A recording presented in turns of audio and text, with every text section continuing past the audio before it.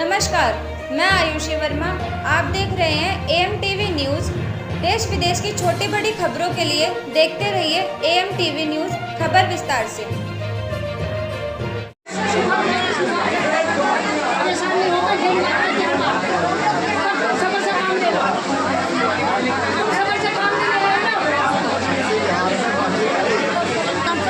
आपके जन्मदिन पर कैसा महसूस हुआ यहाँ पर आके? बड़ा अच्छा महसूस होता है। और जितनी यूनानी मेडिकल जो ये टीम है हमारी, और इसमें ख़ास तौर पे सैयद साहब और जो हमारे ब्रिजपुरी में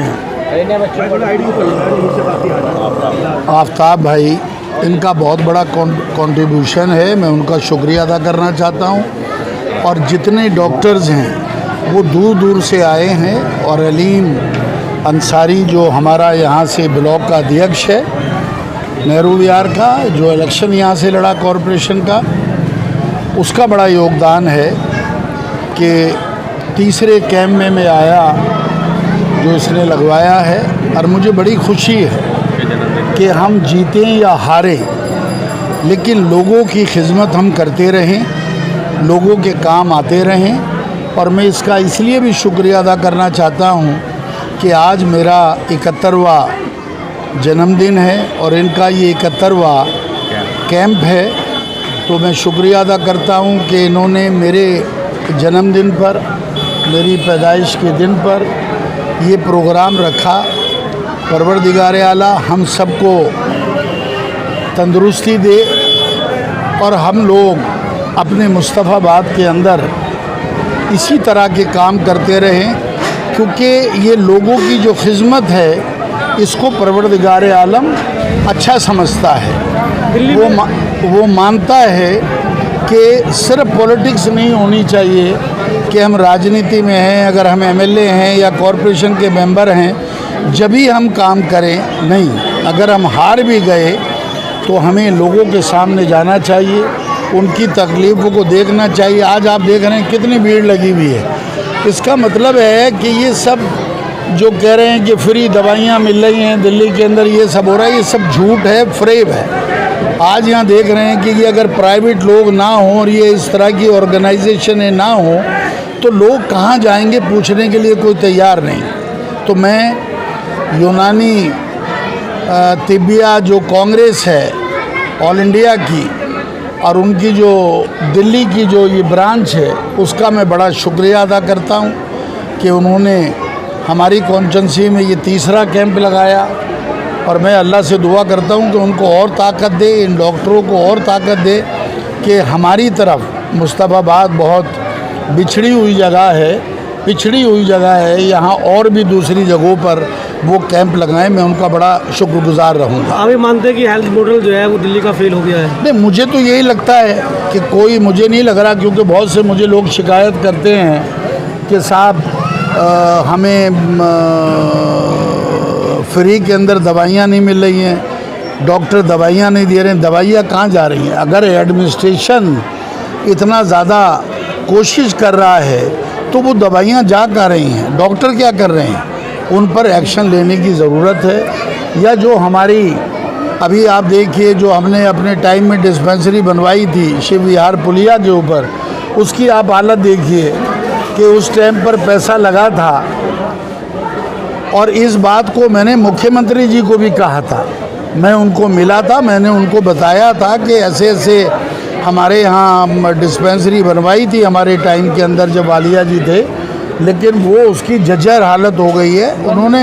उन्होंने मुझे ये कहा कि मैं इसको ठीक कराऊंगा, लेकिन अभी तक उस पर कुछ अमल नहीं हुआ। तो बंद पड़ी है। आपका मानना है दिल्ली सरकार स्वास्थ्य में फेल हो चुकी है?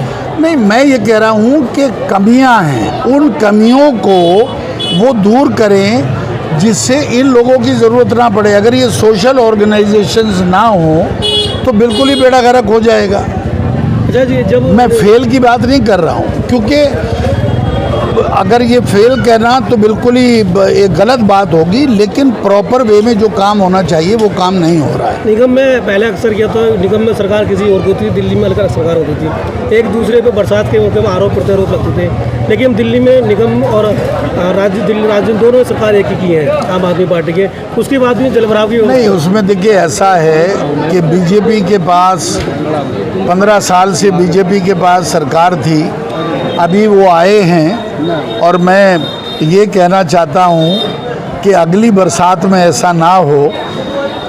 15 साल के बाद वो लोग आए हैं, मैं उनसे इतना ही कहूँगा कि ये जो बरसात में जो हाल हुआ है, आगे दिल्ली में ऐसा हाल नहीं होना चाहिए और इसके अंदर कोशिश करें कि जहाँ जहाँ पानी भरता है वो पानी ख़त्म हो।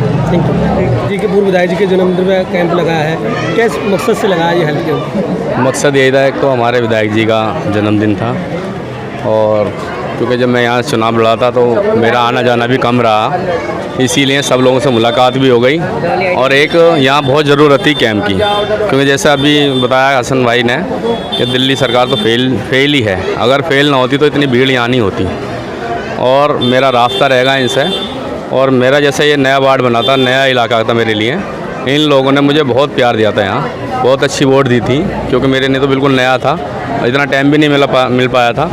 और इस लोगों को फायदा होगा, कैंप से सभी को फ़ायदा होगा, जो हमारे यहाँ के वासी हैं सभी को फ़ायदा होगा इससे।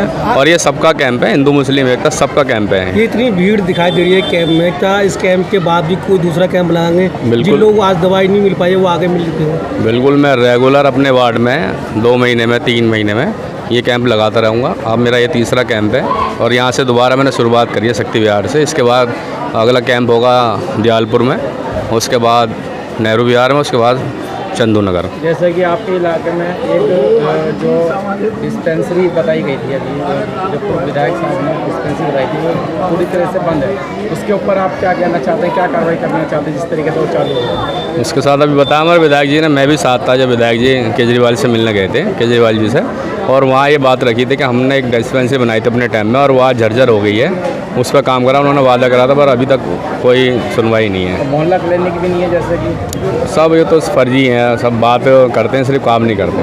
तो उसमें आपका क्या रिएक्शन होगा? भाई ये हम खुद अपने मोहल्ले क्लिनिक बना रहे हैं, अगर वो नहीं बना रहे तो हम ऐसे धीरे धीरे अपने वार्ड में सब जगह इंशाल्लाह मोहल्ला क्लिनिक ही हैं ये, क्योंकि ये मोहल्ला है, ये वार्ड है, इसमें मोहल्ला क्लिनिक ही है।